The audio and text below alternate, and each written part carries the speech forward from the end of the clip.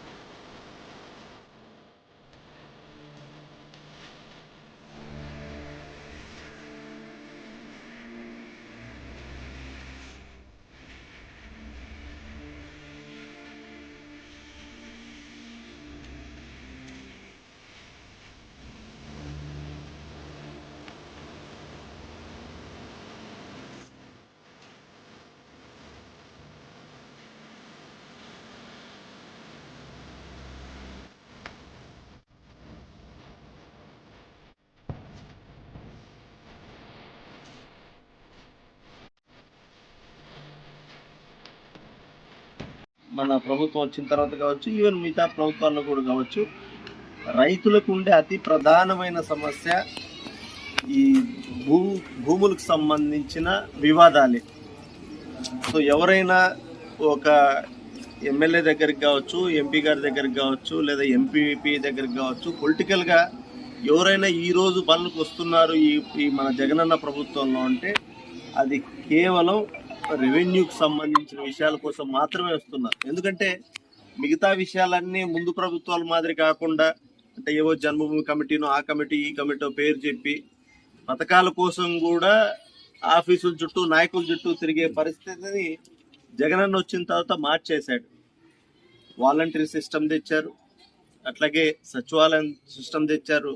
ఈ సిస్టమ్ ఎప్పుడైతే వచ్చిందో ఈ సచివాలయ వ్యవస్థ ద్వారా, వాలంటీర్ల ద్వారా ప్రభుత్వ సంక్షేమ పథకాలు కావచ్చు, అట్లాగే ప్రభుత్వానికి చెందిన రకరకాల సేవలు కావచ్చు, అంటే ఆధార్ కార్డు కావచ్చు, లేదా బర్త్ సర్టిఫికేట్ కావచ్చు, డెత్ సర్టిఫికేట్ కావచ్చు, క్యాస్ట్ సర్టిఫికేట్ కావచ్చు, ఇన్కమ్ సర్టిఫికేట్ కావచ్చు, ఈ వేటికి కూడా ఈరోజు ఎంఆర్ఓ ఆఫీస్కి, మీరు మండల ఆఫీస్కి వెళ్లాల్సిన పరిస్థితి లేకుండా పోయింది.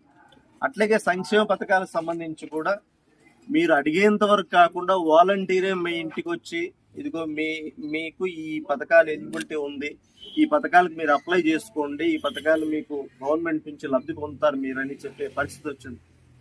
సో ఇది ఉన్నప్పుడు ఈరోజు అందరికీ, రైతులందరికీ ఉన్న అతి ప్రధానమైన సమస్య ఈ భూమికి సంబంధించిన వివాదాలు, తగాదాలు. మరి స్వాతంత్రం రాకముందు, అంటే 1927లో ఎప్పుడో బ్రిటిష్ వాళ్ళు సర్వే చేశారు. ఆ సర్వే చేసిన తర్వాత దాదాపు ఇప్పటికి 100 ఏళ్ళు అవుతుంది. ఈ రోజు వరకు కూడా మన దేశంలో ఏ రాష్ట్రంలో కూడా ఈ సమస్య పైన మాట్లాడుతున్నారు తప్ప, ఇది చేయాలి, చేస్తే ఈ సమస్యలన్నీ తగ్గుతాయని మాటలు పరిమితం అవుతున్నారు తప్ప ఎక్కడా కూడా దీన్ని స్టార్ట్ చేయలేదు. ఇది కేవలం మన ప్రభుత్వంలో మన ముఖ్యమంత్రి వైఎస్ జగన్మోహన్ రెడ్డి గారే దీన్ని చాలా ప్రెస్టీజియస్, ప్రతిష్టాత్మకంగా తీసుకొని మొదలు పెట్టారు.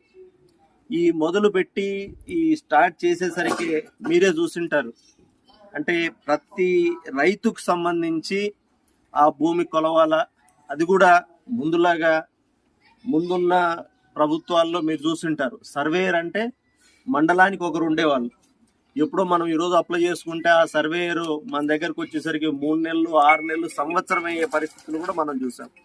ఈరోజు ప్రతి సచివాలయానికి ఒక సర్వేయర్ వచ్చాడు.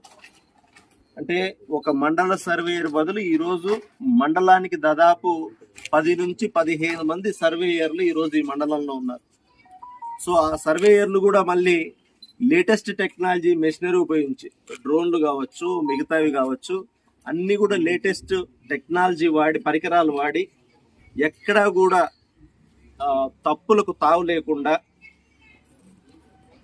ఇవన్నీ కూడా రీసర్వేలో కొలవడం జరిగింది.